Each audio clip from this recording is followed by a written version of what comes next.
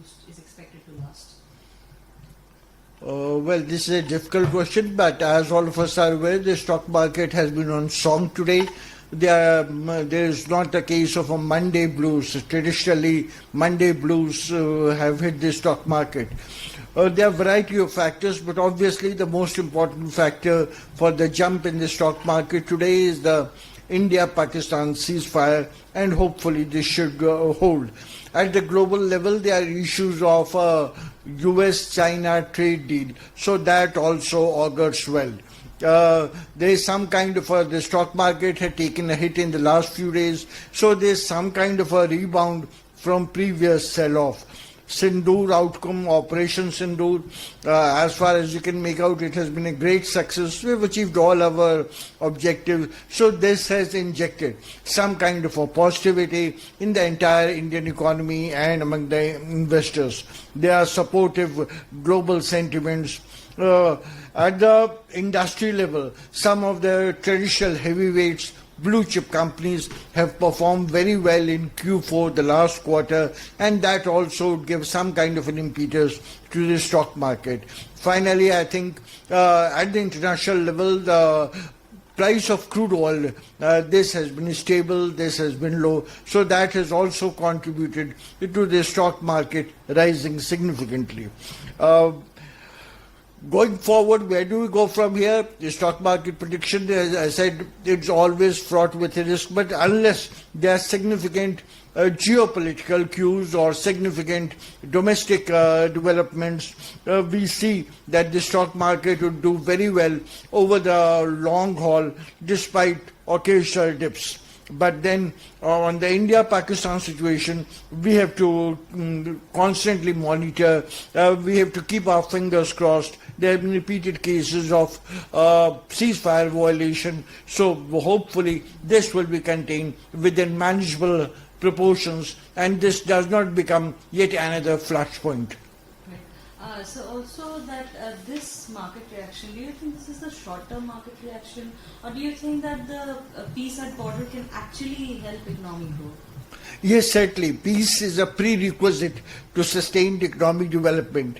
Hence, if enduring peace prevails, the Indian economy would do well, and the stock market, which is a microcosm, which is a miniature model of the broader, larger Indian economy, will also do well.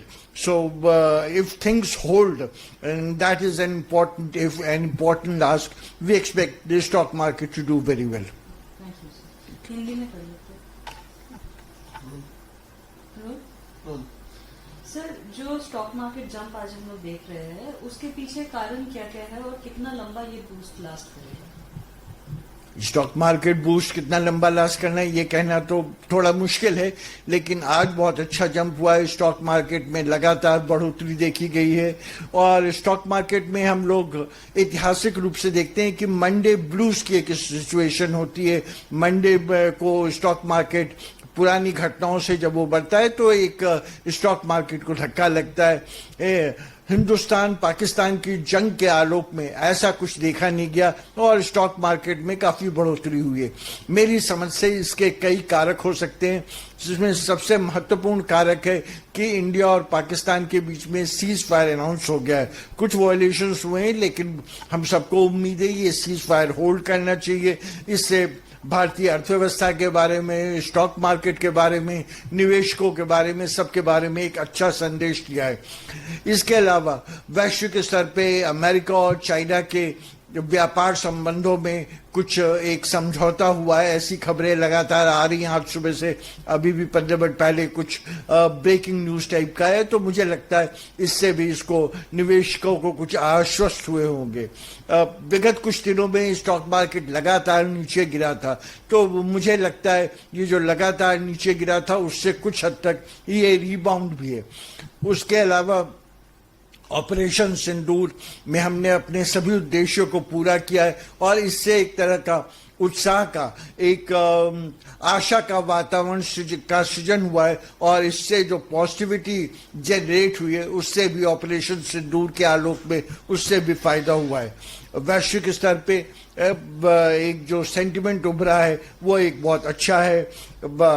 उसके अलावा कुछ हिंदुस्तान की जो बड़ी कंपनियां हैं, blue chip companies हैं, जो ट्रेडिशनली ऐतिहासिक रूप से हेवी वेट कंपनीज मानी जाती, उनका चौथे तिमाही में जो Q4 क्वार्टर अभी खत्म हुआ है उसके बहुत अच्छे परिणाम आए हैं। उसको स्टॉक मार्केट को एक अच्छी बढ़त देने में सहायता मिली। और अंतिम फैक्टर जो मैं चिन्हित करना चाहूँगा, ये वैश्विक स्तर पे जो तेल की कीमतें हैं वो एक निचले स्तर पे और एक स्थिर स्तर पे हैं। इन सभी चीज़ों को अगर आप इंडिविजुअली और कलेक्टिवली देखें तो इससे स्टॉक मार्केट को बढ़ी हुई है।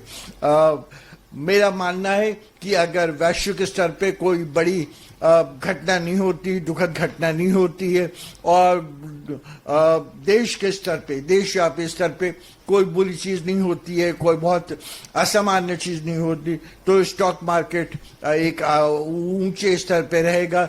कुछ उतार चढ़ाव तो आना इसमें लाजमी है, लेकिन देशव्यापी स्तर पे इसमें सबसे बड़ी चीज जो देखने की होती है, इंडिया पाकिस्तान का जो सीज फायर है ये क्या बरकरार रहेगा, और इसके लिए हमको इसको लगातार मॉनिटर करने की, इस पे नजर रखने की आवश्यकता है। एक और सवाल सर, क्या ये शॉर्ट टर्म मार्केट रिएक्शन है या फिर बॉर्डर पर शांति अगर रहे तो उससे इकोनॉमी सच में ग्रो हो सकता है? बिल्कुल, मैं पूरी तरह सहमत हूं आपसे कि अगर बॉर्डर पे शांति रहे तो एक आर्थिक विकास को एक प्रश्रय मिलता है, एक प्रबल होने की संभावना अधिक प्रबल होती है। लेकिन इस तरह से अगर लगातार शांति बनी रहे बॉर्डर पे, इस तरह की घटनाएं नहीं हो, आतंकवादी घटनाएं नहीं हो, तो अर्थव्यवस्था अच्छी रहेगी, अर्थव्यवस्था में लगातार बढ़ोतरी होगी। और उसके अलावा जो स्टॉक मार्केट है वो एक अर्थव्यवस्था का एक छोटा स्वरूप है। तो मेरा मानना है अगर लगातार शांति का वातावरण रहता है तो अर्थव्यवस्था रहेगी, स्टॉक मार्केट भी अच्छा करेंगे।